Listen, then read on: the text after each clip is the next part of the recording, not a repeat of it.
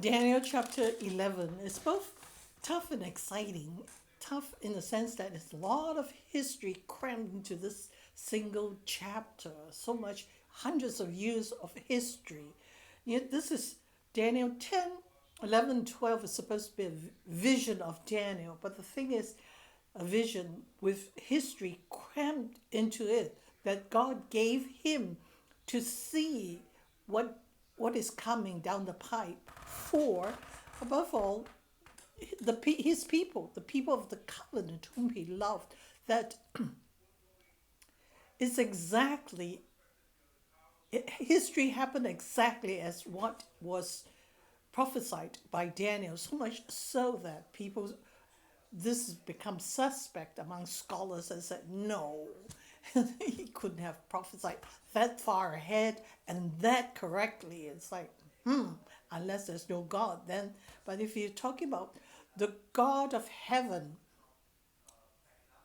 who knows beforehand what's going to happen, and he reveals these secrets to his friends. God always say, he will reveal his secrets to his friends, of whom Daniel is one of them. It's not Daniel's doing that he can predict so far ahead and so correctly. It's God's doing. He was just an instrument, a servant of the Lord. So, like I said, it's so accurate that scholars find Daniel suspect, that no, he couldn't have written it. Somebody else wrote it after the events. This is history. And then, they pick on the name Daniel and rescind it to his time. So that is the argument. But for our intent and purposes, we are believers. We know that God knows ahead what's going on. So chapter 10 is an introduction to chapter 11 and 12. So this is history in the making, in the sense that, again, we have to go back to Nebuchadnezzar's image of, the visions of Nebuchadnezzar, and also the earlier image of Daniel, the image of that figure, the head of gold, the chest of, and so on. You see the progression of one empire succeeding the others, the one before. And then in the four beasts, and then the two beasts were the ram with two horns, which was killed and destroyed by that little he-goat with the single horn, which died and was destroyed, the single horn fell and was replaced by four little horns. So this vision in 12 continues with that image. And we read in verse 1, also I, in the first year of Darius the Mede, even I stood to confirm and to strengthen him.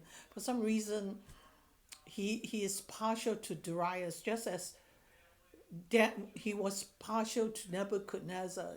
For some reason, once you understand your enemies, then you have pity for them, because they're not going to, however mighty they are, they're not going to be there forever.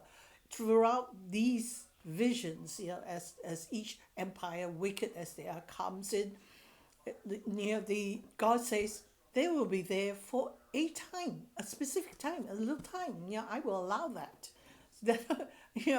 Even with Hitler, he said, I'm going to rule for 1,000 years, but he only was there for 13 years.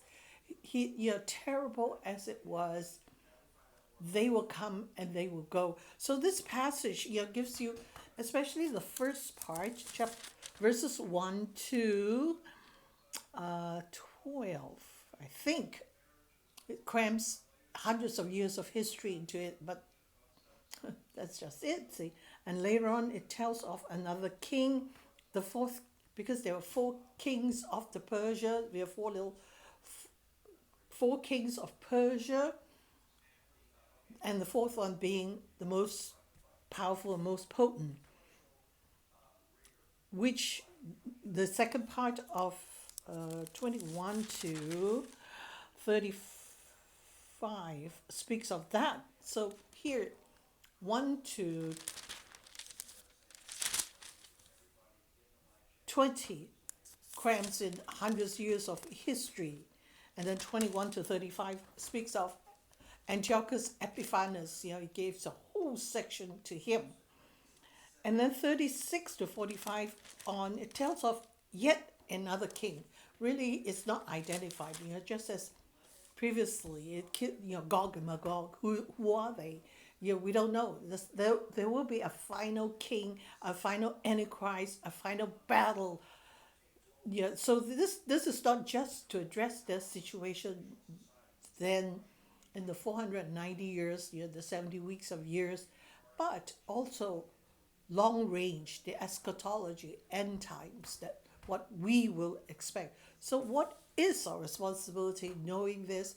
Knowing this, that they will be there for a time, but even being there for a short while will reap their evil deeds. Even though Hitler was around for, I use that example to show, because these stories are thousands of years before us, so it's probably hard for us to relate to however terrible Antiochus Epiphanes was, but we can easily relate to Hitler, to the Holocaust. That's more recent, and we have detailed accounts of that evil. To live under it, to be one of them, caught up in his web, to be thrown into ovens or work camps would be terrible. To survive would be something else. And also the Second World War, in the Pacific Theater, the suffering of people under the Japanese occupation. I mean, the death marches and starvation. And also we fail to understand or know the bridge over the river Kwai, how the British soldiers were made to build that bridge, and under such terrible conditions. One has to read it to remind ourselves that people do suffer, and that this is not going to be over. And that even now, our brothers and sisters in Christ are suffering. We remember that you could go to church one day and not come back home. We remember the blood-stained compound of the church in Sri Lanka, and the blood-stained pews in Coptic churches in Egypt. Let us not forget that. What are we supposed to do? To continue in our faith, to read the scriptures, to know that this is the world we still live in.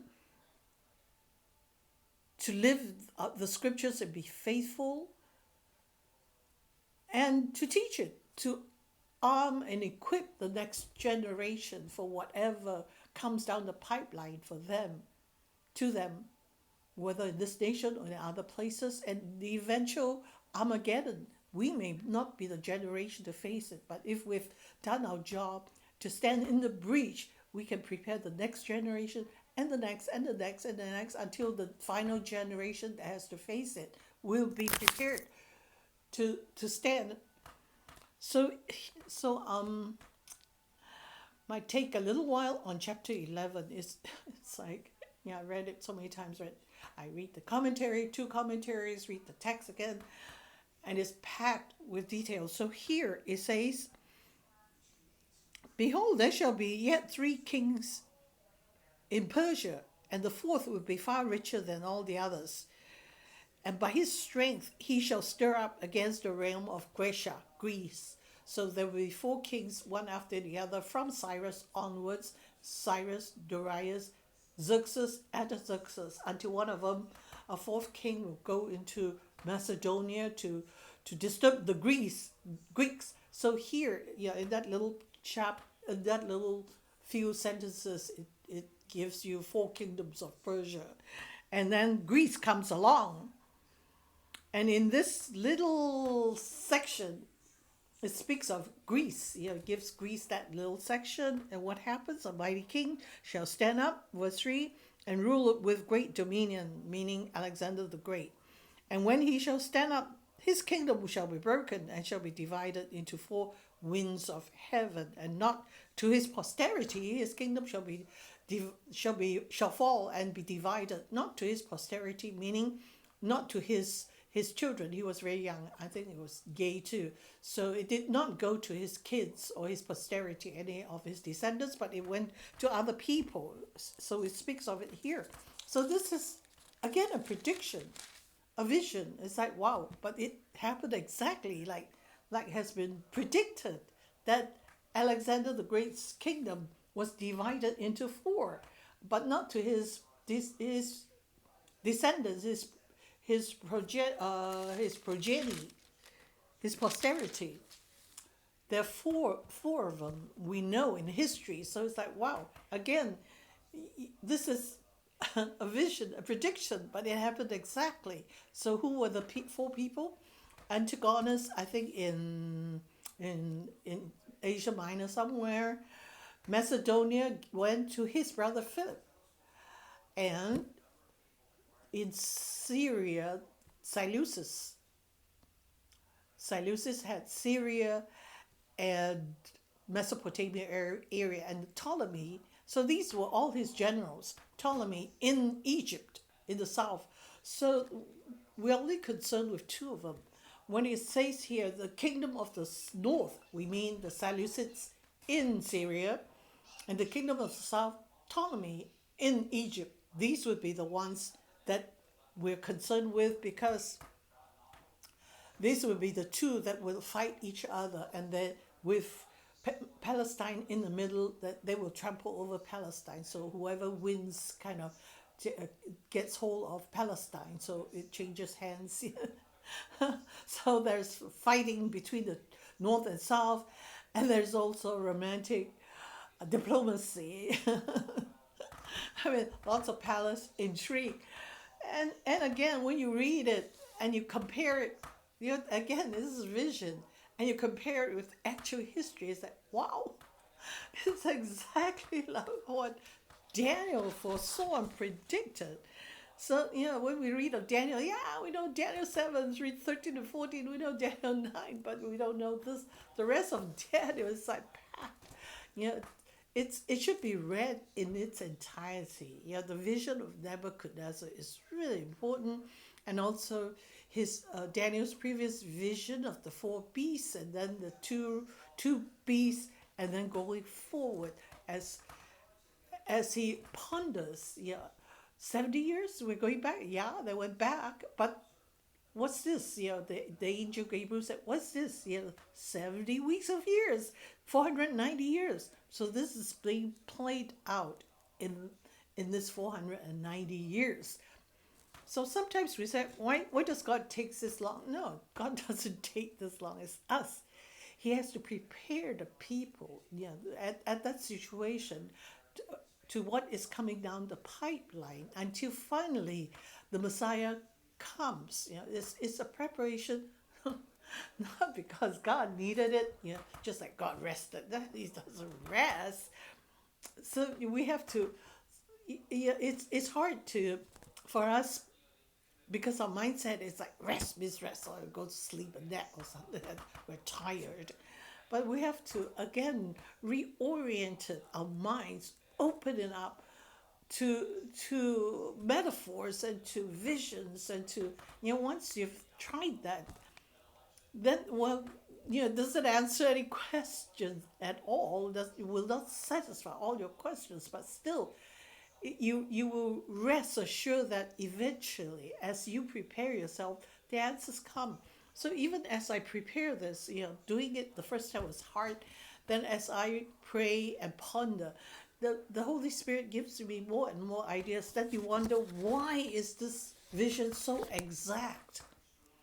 Because God loves his people then, and loves us. He doesn't want us to be figuring things out. He tells you exactly what's coming down, so you be prepared. Even for us, when we read this, it's from another time, but understand this is the same world we're dealing with, same evil people without God. So the same evil would come in our lifetimes or in our descendant lifetimes. So we need to read this and be prepared. And we thank Daniel for his book.